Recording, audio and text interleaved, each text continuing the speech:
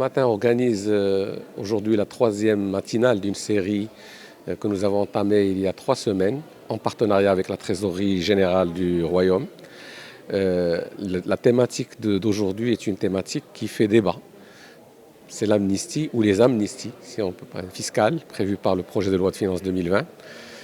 Pourquoi il fait débat? Parce qu'il interpelle, je dirais, toute la société, ou les contribuables, qu'ils soient personnes physiques ou particuliers ou entreprises. Elle interpelle le monde politique parce que c'est le gouvernement, le Parlement avec ses 2 chambres. Elle interpelle le monde, je dirais, de la société, que ce soit civile, les consommateurs ou les acteurs sociétaux, syndicats, patronats. Donc c'est un véritable sujet de débat. D'ailleurs, on voit qu'il y a beaucoup d'affluence. Et la particularité aussi, c'est qu'il y a beaucoup d'amnisties, c'est-à-dire plusieurs. Vous avez sur les avoirs à l'étranger, sur les avoirs en liquide, en cash, sur les apports en compte courant d'associés, sur les loyers non déclarés, sur plusieurs situations, notamment sur aussi les impayés des chèques, les pénalités sur les chèques impayés. Et donc tout ça justifie que l'on puisse expliquer la portée de ces amnisties, les garanties, puisque un certain nombre de personnes ont peur qu'en se déclarant, elles provoquent de nouveaux contrôles fiscaux. Le dispositif, essentiellement, puisque nous avons invité un directeur général de banque, parce que les banques sont au centre des amnisties, puisque ce sont elles qui vont être le tiers de confiance, qui récupèrent, qui déclarent. Parfois, elles déclarent juste un numéro.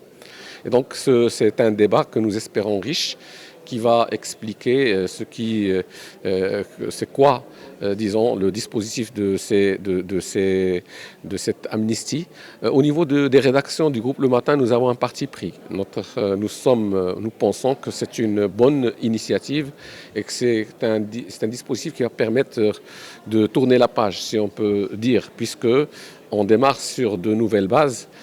Pourquoi? Parce qu'il y a plusieurs raisons à cela. La première, c'est que le digital a rendu la traque et les contrôles beaucoup plus faciles. La Direction générale des impôts a fait d'énormes efforts et aujourd'hui, si on ne permet pas aux gens de régulariser, nous allons avoir énormément de redressements et de contentieux prouvés.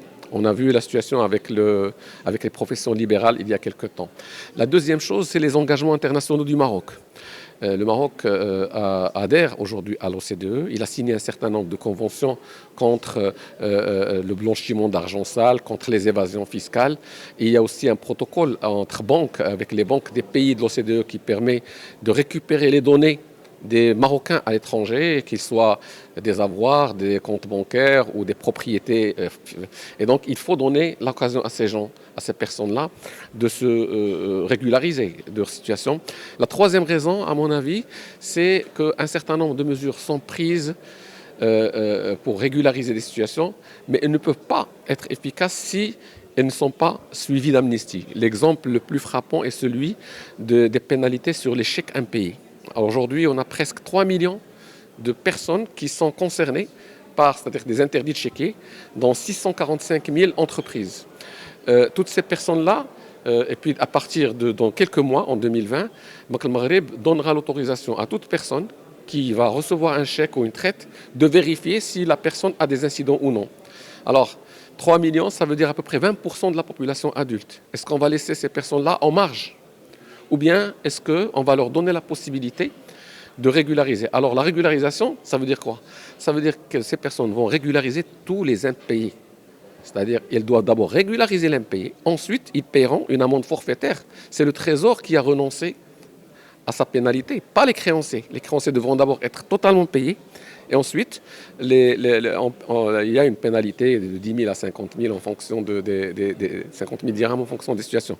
Donc, ces amnisties doivent être expliquées et nous pensons qu'il va y avoir un effet, je dirais, positif sur les personnes qui sont présentes.